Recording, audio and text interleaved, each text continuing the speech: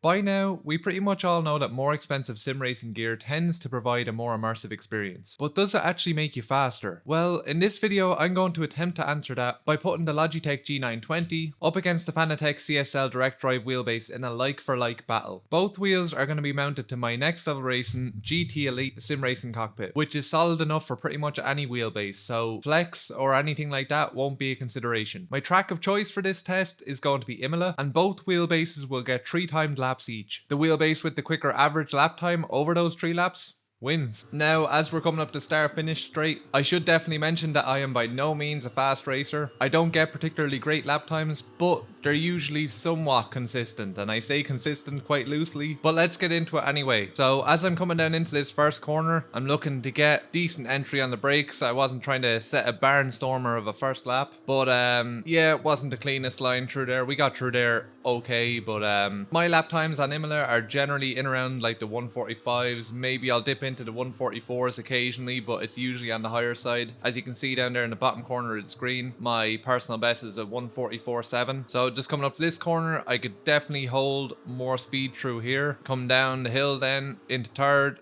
Try to get around this corner without too much slip. Aqua Minerale, always a tough corner. Up the hill then, up through the gears. Trying to slow it down enough for this chicane, clobbering over the carbs. It's not the easiest track, Imola, and that coupled with the fact that I'm not the best racer makes this test quite difficult. But as I said, I'm usually fairly consistent on times once I get a track down a bit, so... And we're just coming across the start finish line now. First lap is in at 145.4, which, well, isn't great by most people's standards probably, or certainly the faster racers' standards. Yeah, once again, just trying to get a feel for this. These were my first laps of the day, so still getting warmed up. Not too bad through there. Once again, could hold more speed, probably brake a bit later, but the line was pretty clean at least. This corner is always one I find tricky. Managed to get out of there without too much slip. We did have a little bit of oversteer on the back end, but yeah, not too bad. Then into third then again. Somehow, I must have been right on track limits there, because I was definitely right on that white line. I actually thought when I was doing this lap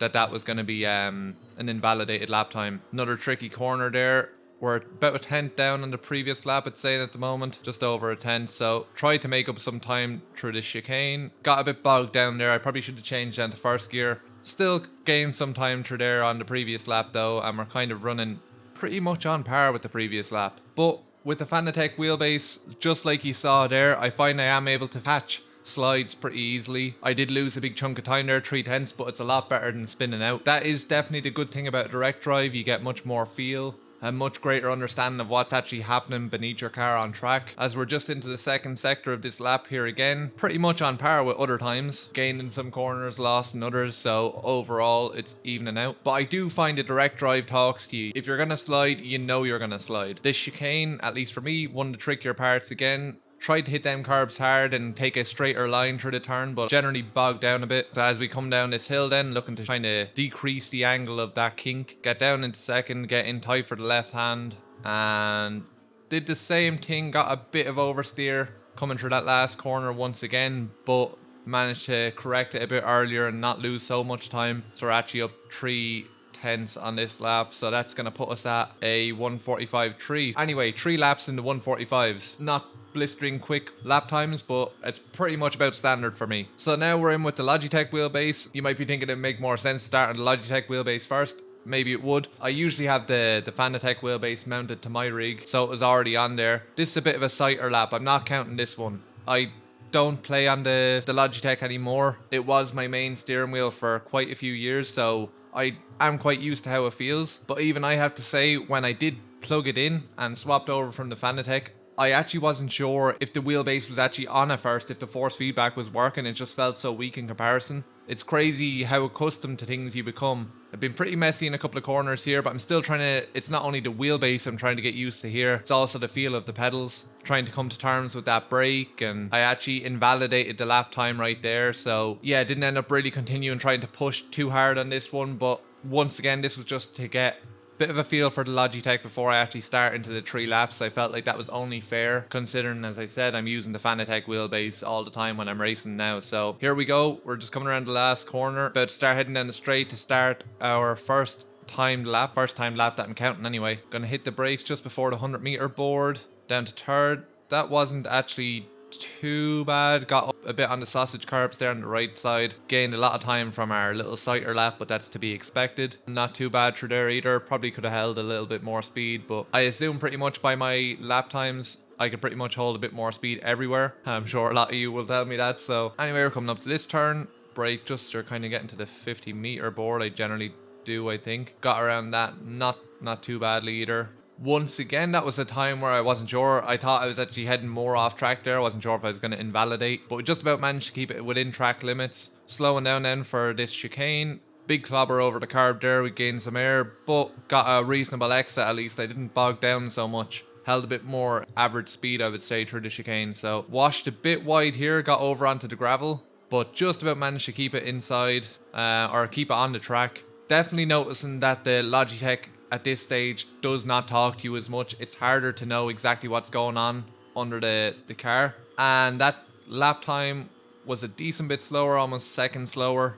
Well, it was a second slower, 146.7. But I definitely do feel like at this stage that I can make a bit more time up on that. I don't feel like that's just down to equipment or anything. I'm still coming to grips with it, finding out where I feel like I can hold a bit more speed. The one thing I'm struggling with mainly is the brakes on the Logitech. This turn here is usually a prime example for that. I was struggling with this one. It wasn't too bad there, but there was once or twice throughout these 3 laps where on that turn I just got in really deep because I just didn't have a good feel for the brakes. That time was invalidated though, unfortunately, because I went just over the white line that time. I didn't manage to escape that one, so anyway, I kept going because I knew I wasn't going to gain time from that really. It wasn't the sort of off where I was cutting a corner or anything. Still overall up a few tenths on the lap, on the previous lap.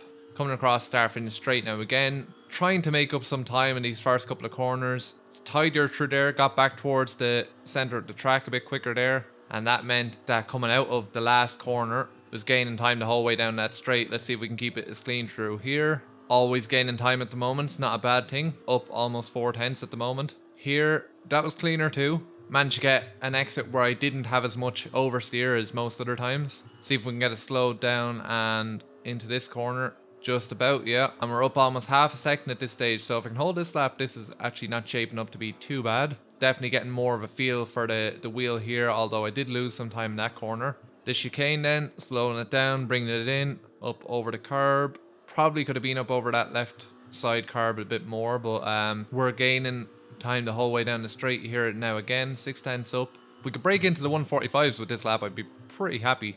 Got it slowed down for the corner there, not bad. Not the best through the last corner, but it's still a big improvement over the last lap. So it was actually 8 tenths up overall. So yeah, just about broke into the 145s, got 145.9. I kept going here just for my own personal thing to see if I could get any better, but that's what happened. I completely overcooked it, went spinning backwards into the wall, so not ideal. So a lot of people won't agree with this, but do I think better sim racing equipment makes you faster? Yes. For me, not only does it allow me to be slightly faster, but maybe even more importantly, it allows me to be a lot more consistent. I still make plenty of mistakes using the direct drive, but that's just because I'm not the best sim racer in the world, rather than the equipment's fault. But I certainly find it a lot easier to catch slides on the direct drive than I do the Logitech, because sometimes I find on the Logitech, before you get the feedback that, you know, oh, maybe I am getting a bit too much oversteer here and I need to correct that you're already too far into a spin to save it. It's too late. You've already done a 180 or a 360. I do think that my skill ceiling is higher than like my 144.7 on Imola. I think I could, if I put in enough practice and really tried at that, I could definitely improve that on the direct drive. And I definitely feel like I could improve my times that I got on the Logitech wheel too. But I think pretty much as good as I ever got on the Logitech, my skill ceiling would always be that bit higher on a direct drive wheel. And perhaps even more importantly is the pedals. I don't find that either the brake pedal or the accelerator pedal on the Logitech give me as much feel as the ones on the Fanatec do. I find it easier to modulate the throttle on the Fanatec pedals, and also the brake, I just find there's that bit more feel, and also it's a lot more customizable being a load cell. You know, you can put different elastomers in it and all that sort of stuff and really get it to your liking. That's also to be expected, as it's a much more expensive pedal set than the one that comes in combination with the Logitech G920 or G29 wheelbases. So anyway, yes, in my opinion, opinion, more expensive sim racing gear will probably make you a bit faster or at least more consistent. I'd be really interested to hear your guys' opinions down in the comments, so please chime in and let me know your thoughts. Also, if you're looking to pick up any new equipment, like a new sim racing cockpit or maybe a Fanatec wheelbase for yourself, you can check the description or the top pinned comment and use my code or link for a discount. But that's it for this one, guys. Don't forget to like and subscribe, and I'll see you in the next one. Bye, guys.